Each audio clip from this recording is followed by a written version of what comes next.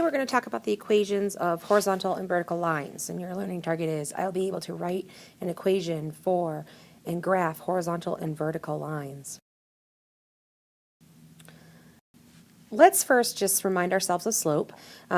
We have graphed positive and negative slopes, and those would be fractions or whole numbers that might look like 2/3 that I've gone up to and over 3 to get to the next point on the line.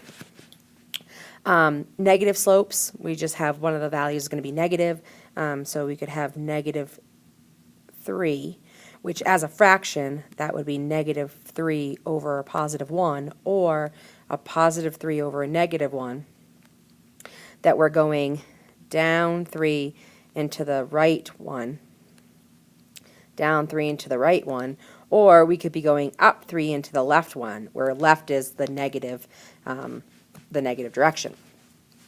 Zero slope and undefined slope are a little bit different. So when we are looking at this, the horizontal lines have a zero slope, so m will equal 0. We have to remember that 0 is a value and it's on the number line. Undefined slope is our vertical lines, and m will equal undefined. There is no value, there is no slope. We don't have a number to put into equations for undefined slope. So let's see how that works with equations. So for zero slope, we know my m is 0, okay? And we could pick any point on this line. So if we pick this point right here, that point kind of looks like it could be 3, 4, okay? We don't know, we don't have any points, but that is a valid point on that line. So let's write the equation of that line using our zero slope. So we can use our point slope form, y minus y1 is equal to m times x minus x1. And let's plug in our information. So y minus 4, that's my y1 value. My slope is 0. X minus my x1 value, which is 3. So because this right here is multiplication, 0 times anything just becomes 0.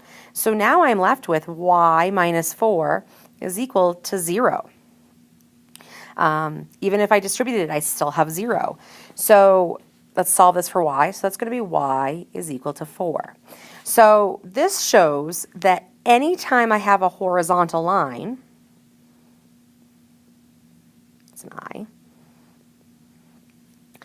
I'm going to have a y equals a number.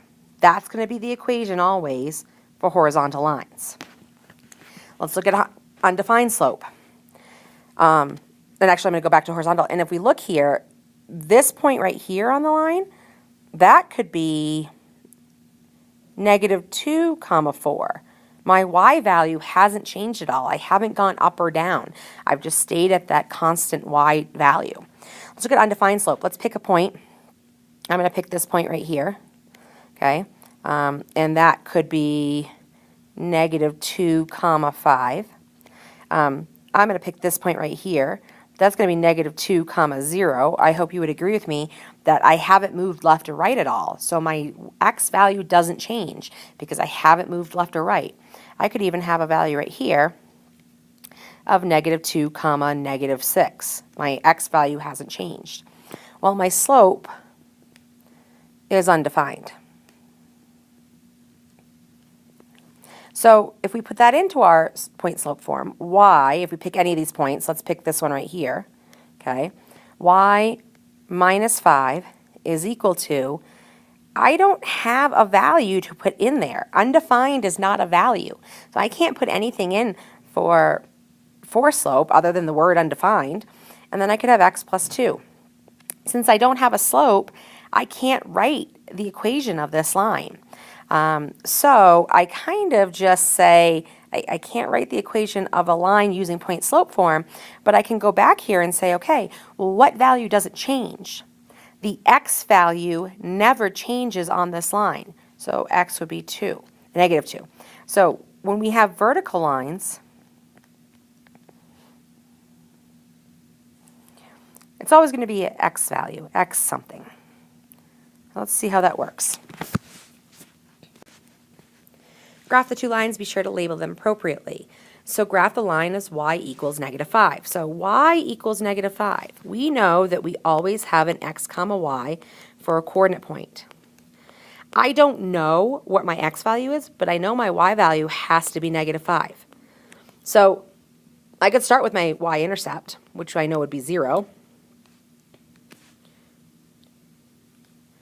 Right there. And I just want another point on that line. I don't care what the x value is, but the y value has to be negative 5. So let's say 2, negative 5.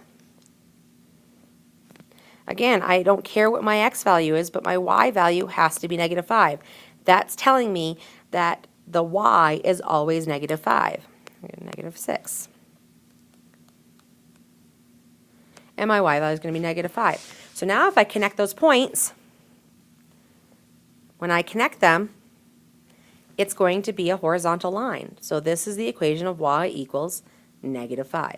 And it has a slope of 0. So if we go back and think about what do horizontal lines always have, they always have a slope of 0. Let's graph, I'll do it in a different color. So graph x equals negative 1. So again, I don't care what my y value is, but my x value has to be negative 1. I could have all these points that's a negative 1. Doesn't matter what my y value is, but my x has got to be negative 1. So let's start with our x-intercept. And then we could just pick other points.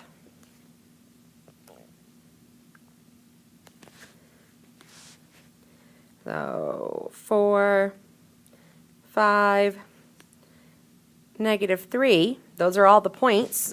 0, 0, negative, or negative 1, 0, which is right here. Negative 1, 5 is right here. Negative 1, 4 is right here. And negative 1, negative 3 is right here. Well, if I connect those points, I'm connecting them, it's going to be a vertical line. X is going to always equal, or will always equal negative 1 on this line. And we know from the last slide that x equals will always be our vertical lines.